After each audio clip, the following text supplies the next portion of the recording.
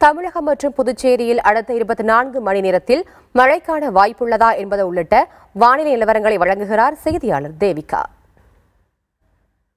தமிழகம் மற்றும் புதுச்சேரியில் அடுத்த 24 மணி நேரத்திற்கு மிதமான மழை பெய்ய வாய்ப்பு இருக்கு. இதற்கு காரணம் என்னன்னாக்க, ஆந்திராவை ஒட்டிய வங்கக்கடல் பகுதியில் ஒரு குறைந்த காற்றழுத்த தாழ்வு பகுதி நேற்று முன்தினம் உருவானது.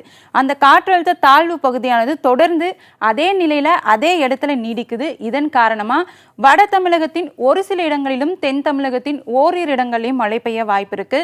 புதுச்சேரியிலும் ஒரு சில இடங்களில் மழைக்கான வாய்ப்பு இருக்கு. அடுத்து சென்னை அப்படின்னு குறிப்பிட்டு பார்க்கும்போது, சென்னையில இன்று காலை முதலே வானம் மேகமூட்டத்துடன் தான் காணப்படுது.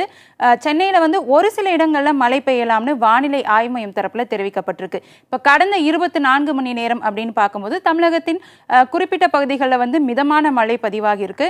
அதுலயும் நம்ம குறிப்பிட்டு சொன்னோம்னாக்க திருவண்ணாமலை, காஞ்சிபுரம், சேலம், ஈரோடு, அதே போல கடலூர், தஞ்சை உள்ளிட்ட மாவட்டங்களில் மிதமான மழை பதிவாகி இருக்கு. இதுல அதிகபட்சமா அப்படின்னு பார்த்தோம்னாக்க இன்று காலை நிலவரப்படி தஞ்சாவூர்ல 5 சென்டிமீட்டர் மழை பதிவாகி இருக்கு.